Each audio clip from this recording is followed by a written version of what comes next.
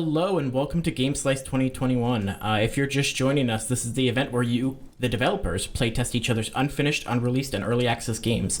We are here taking a look at Wild Dosed First Session, which is one of the games you can try out during the event. This game is by Lappisoft, and we are here speaking with one of the developers, Maxime Bernard. Maxime, how you doing? I'm doing great. Thanks for this interview. Thanks for your invitation. Glad to hear and talk a bit about Wild Dose and introduce you a bit the first chapter of that game, which is already available on Steam. Awesome. So one of the questions that we love to start off with is for those who don't know and who are just seeing the game for the first time on their screen, what is Wild Dosed First Session? Yeah, so Wild Dose First Session is the alpha chapter of a game called Wild Dose that I define as a glitchy cyberpunk adventure.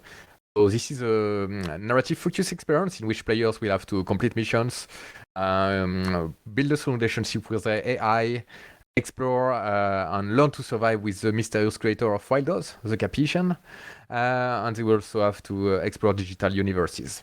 Okay. How big is the team working on the project? This is mainly me, what we call a solo dev, but I use also a bit of support from a few freelancers. For example, I'm now working with a modeler.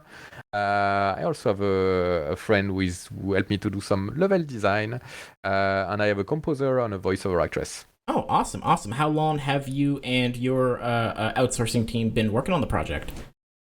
So I'm now working on Wild Dose for a bit more than a year. The concept was born in July 2020, just after I released my really first game on Steam. I decided to start working on Wild Dose, and then the project was initially supposed to be pretty smaller than usual. I was thinking of doing maybe for several months, 6 months project, and then I realized that small games tend not to sell really well on Steam, and that's good because I wanted with this to give the opportunity of the project to show more environment, more universes, to have a clear story. Usually when you're doing game dev, you're trying to reduce your scope as much as possible, but Wild Dose was in fact built like a really small idea, and then I started to add a few more ideas on top of it. So yes, it's been more than a year now. All right, so that one of the most dangerous things that can happen to game developers, you get ideas, but it looks like it's paying off for the year of work so far, so I'm excited to see where it goes. Can you think or name any other games that fed into Wild Dose so far as inspiration goes, or maybe other media in general? Yes. So, well, basically, if we talk about other media, there are a few press articles that mention Matrix, due to the fact that we are in an environment where people are taking virtual drugs to escape from reality, and due to also the fact was that we have a character who is trying to influence us, and our AI who is trying to put us in the right path. I will use right path between quotes because the right path is using legal virtual drugs to escape from reality, while your character is tempted to taste Wild Dose, which is an illegal virtual drugs which worse side effect. So we'll see that. So this is one of the reference, but talking mainly about game development. Stanley Parable was also a big reference due to the fact I'm quite often breaking the fourth wall. There is also a small game called Master Reboot, which was a cyberpunk survival psychological horror game that was released in 2013. I really love the work on this studio. It was really indie, really low poly. But it worked really well. I could define it as a psychological horror version of Ubik. Okay. So you should try this game. And the studio who worked on this, they made the game Made of Skier last year, which I think was a really good success. I was super happy to know that this team grew and evolved. More recently, you also have Observer, still in cyberpunk universe with psychological horror elements, and also Cloudpunk with this RPG mechanics and this low poly aesthetics was also a good example of what I wanted to achieve. Yeah, those are some pretty strong inspirations, and we can see those inspirations, I think, throughout the demo you have so far. And there's some really funky shaders you got going on there. The hand warbling, like I love the sort of weird. What would the word be? Well, I mean, it's a drug trip, so let's just say trippy aesthetic. Yeah. Out of curiosity, where is your team based actually? So, the team being mainly me, I'm Where are you currently based? based. Yes, I in the French Alps, not far from Geneva, but I'm based in France, and my composer is also French. So, but he lives on the north of France. So and I want to mention Kevin Colombin, so the name of my composer, because he really made a great job on the soundtrack, and I can't wait to see what he will deliver for the full game, because yes, he made a great job, especially in this theme that we call Restore the Void. That we can see this in this really Tron-esque universe. But I let you discover the soundtrack and the game while enjoying the demo. So staying on the topic of your game development journey for a little bit, what brought you down the path to game development? What made you really start digging your heels in and getting to work on not just Wild Dose, but your projects beforehand? Yeah, so that's where, because in fact that's writing that led me to game development. And when I say that's writing, it's not really the fact of, I always say that I use Wild Dose to tell stories, or game development to tell stories. And in fact game dev was not my main activity. I was writing a lot. I was back to writing after probably nearly 10 years without writing a lot. And once I completed the first draft of the novel I had completed, completed the first draft, which means that if you know it, game dev is like writing. When you complete the first draft, you still have 90% of the job remaining. So I just made a small break in writing to refill my batteries, and I just discovered Unity. And I played with Unity. And then I was like, okay, that's weird, because game development does not look that hard. So don't get me wrong. I'm not saying that game development is easy. It's easy to learn. It's easy to implement, but it requires a huge amount of time. So game development is not hard if you have time, motivation, and money also. You need money for that, especially if you want to work on your own. Yes. So, and then I was like, maybe I cannot live of writing, of telling stories that I write and that I publish, especially if I'm French. So as a French writer, it's really, really difficult. There are only less than 10 people in France who are living from writing and publishing. But it could be possible with game development, because I worked in IT. I come from a technical background. It seems possible to me. So I started to learn game development, and the idea came to me that maybe one day I would be able to live of that. And I started to save some money, to buy myself a bit of freedom. And it's only at the end of 2019 that I decided to focus on game development, first part-time, while doing some contractor or freelance work in parallel. And then the pandemic started early 2020, and I decided that maybe it was the time to go full-time on game development.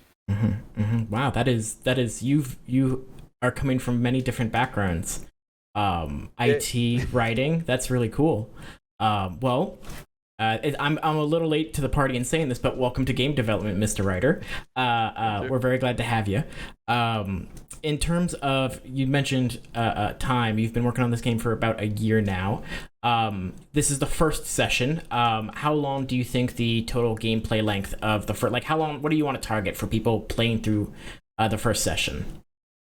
So for the first session, you will take around 45 minutes, but I doubt people usually takes 45 minutes. I think this is more the time it takes me to complete the first chapter by doing everything, because I'm doing it in speedrun mode. Yep, that's right. And usually it's more 1 hour and a half. Knowing that I'm currently rewriting and redesigning because in Wildos, in what I want Wildos to be, I want to add this.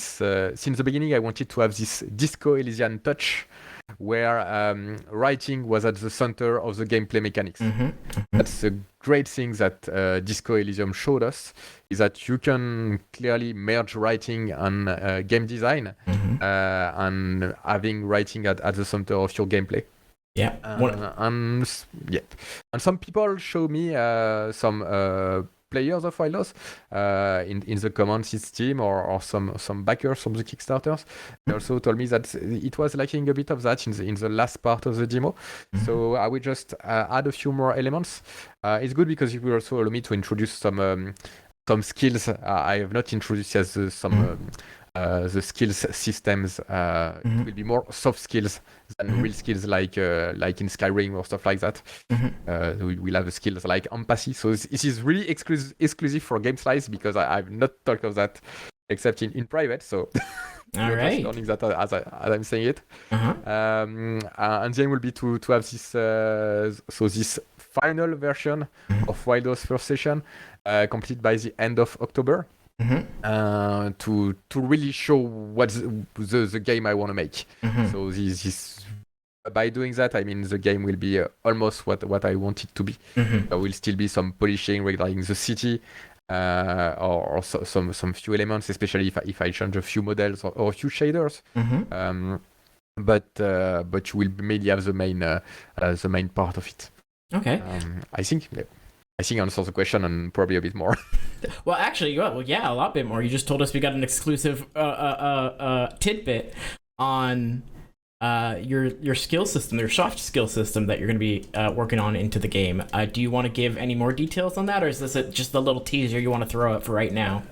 This is a little tease because yes, I especially because if I was planning to release it next week, I would probably more information. But I started working on this at the beginning of this month, knowing that I just come back from 1 week of vacation. So but it's good because it means I will be fresh to start on this. There you go. And coming back to the question of the full game, this is also a bit of exclusivity for Game Slice, because based on what the Kickstarter would have been, people would have expected maybe to have a game with 3 or 4 chapters in one single games. So considering something like between 5 or 6 hours of gameplay, now I've decided that I want to deliver more with Wildos. So clearly with Wildos, the minimal target now is 5 different chapters, knowing that the third chapter will be different depending on the faction you've choose, because you have factions also in Wildos. And of course the final chapter will also be different depending on all the choices you've made. All right. Well, so you can expect something like 8 or 7 to 9 hours. Okay, and that's across the whole project? Yes, across the whole project, yes. Okay. The whole game. For a narrative game, that's a pretty good chunk. And with possibly, ideally, 5 sessions or more coming, I guess we'll have a lot of game slices together, Maxime. Well, I'm planning to release the final game as one small, one big game, one premium. I'm not planning to release it by episode, but I think the fact of releasing this first session was a good way for me to have some visibility. And it worked because people are starting to talk a bit about Wildos. And I also use it as a huge playtesting opportunity.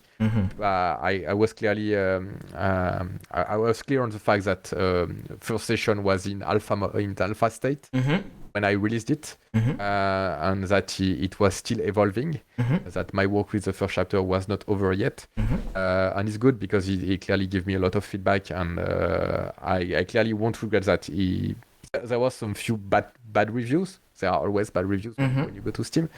But the benefit of all the critics and the feedback I've got from this experience, which started in March, because yes, I released the first chapter in March, and we're already in September, so it makes more than 6 months. Really helped me to evolve in game development and to take into this feedback into consideration to make a better game. All right, so that means you watching right now if you're watching this and you've already signed up and you have access to the Discord, go play Wild Dose and go give this gentleman some feedback because he will make use of it. That's right. Following up from sort of all the work you're going to be doing and all the work you've already done, during this process so far, specifically, I guess, with Wild Dose, what has been the most difficult part of developing this project? Well, I think as most of my fellow indie devs, I've been struggling with marketing, which is not a part of game development. But when you're doing game development, you have to take marketing into consideration. So clearly, I need some support. I need some support on this. I will have to. I've decided even to myself take a step back from marketing, even if it means that my wishes are not evolving that much right now, and to see when I have more to show for those if I don't start to hire some help or find a publisher. I think it's quite public that I'm looking for a publisher for the full game. Now in terms of I'm still learning. I'm still new to game development. I'm a junior in this industry, despite the fact I have 15 years of experience in software development. Game design is still super new for me. Game development, there is not a week where I'm not learning stuff. But I think I wish I had learned earlier everything I learned along this year. The fact that Steam doesn't like small games, that sometimes you have to put yourself in danger to gain a bit of visibility and get some feedbacks, which is really precious. So yes, these are things that I learned by doing mistake. So I clearly won't blame myself for having made this mistake, because I needed these mistakes to be done to learn the lesson. So let's say there are some young or even fresher indie devs out there who might need some help, maybe avoiding those mistakes. What advice would you give to people just starting their game development journey? So I used to say, as most of the people, that you really have to start small. And I was talking to a few friends who are also indie devs recently, and was telling them that big is good, and big is really great, and being slow is fine. Which means that I'm lucky enough to be a full-time indie dev, because not only with the Kickstarter, but with all these savings I've made between 2016 and 2019, I'm able for a few months again to work full-time on Wild Dose, and I'm super lucky of having this opportunity. You should not feel discouraged because you're not working full-time on your game, because it takes time to build an audience. It takes time to get known. Sometimes I'm just saying, compared to other IT jobs where you really have to deliver fast to beat your competitor, this is not how it works in game development. The game development is not a sprint, it's a marathon. It's an ultra trail, I will even say. I'm a trail runner, so I know what I'm talking about. Okay. And that's exactly what I experienced during an ultra trail. You have several hours of your time, from 12 to 24, which are going really, really fast. I have 1 or 2 years of development that will go really, really fast. But I won't be able to give my maximum during these 2 years, because it works. You sometimes have peak of fitness, and then you just have to relax a bit. You also have to take some breaks sometimes. Before going on vacation, I slowed a bit down the development, and I went back to a few trainings, to a few courses, because if you don't learn stuff, or if you just even don't go back to previous courses you've made, remember what you've learned and apply them in your job, you will have a loss of productivity, and that would just be a shame. So yes, don't be afraid, because it takes time. Accept the fact that it takes time, and don't complain because you're not working full time. I know pretty good indie devs who are preparing a really great indie gem who are not working full time on their product, and it's fine. Just find the right balance between your project, your professional life, and your personal life. It's super important. It's just a question of balance. And have fun, basically. So the most important is that when you're working on something, make sure you have fun. If you're not having fun by doing something, if you even the most the project that you're the most passionate about, after a few months working on it, you may want to go to another project. And that's why initially I thought I would not work that much on Wildos. I remember when I that completed released my really first game on Steam, I pitched several ideas to my wife, and I was like, okay, what do you think I should work on as my next game? And I have several ideas in the pipe. I still have several ideas in my pipe because I love to tell stories. So you can imagine I have many things to tell. And she told me, yes, Wildos seems pretty cool, so you should maybe go with this one. And I have reduced a lot my scope because I initially wanted this to fit into a 6 months experience. Then I realized, no, but this project really deserves more, so it needs more. And then a few friends came to me and told me, but you cannot afford to spend that much time on a game which is not expected by the players or something like that. But I was like, yes, but the game is not expected by the player because they don't know about it. And you're working to get to fix that up right now. Yes, that's right. It's exactly right. And as your development goes on, and not just the first session, but the second session, third session, all lumped into one big experience, you'll have time to push that name and make sure everyone knows the kind of game that it's going to be. And I really like the fact that you did touch on the balance of it all, because a lot of indie devs push themselves a little too hard. So if you're watching this right now and you're an indie developer, take a day off if you need it. It's all right. Nothing's going to explode. And if something will explode, that's probably not due to indie dev. Fix that gas leak or whatever happens to be for that explosion. We are wrapping up with time right now, Maxine. I just want to ask, just before we head off, if people are looking for Wild Dose or Lappisoft in general, what are your social medias? Where can they find you? But definitely the main place where I'm active is Twitter, on at Lappisoft, in one word, LAPPISOFT, and or lappisoft.com, and on if you go on Steam and search for Wildos, you will be able to find Wildos First Session and play the game, or you will also be able to wishlist the full game Wildos, which is already which store page is already public on Steam. All right. Well, if you're watching this right now, we have posted those social media links on our Twitter at GameSlice Online, so please make sure you go check those out when you get a chance. Maxime, thank you so much for your time. We're going to sign off and get ready for the next session. Look forward to seeing more. Yes, and enjoy your first session. Have fun. Absolutely. And keep having fun. Yeah, that's the plan. That's the hope. Everyone, keep having fun, or else no. Thank you. Goodbye.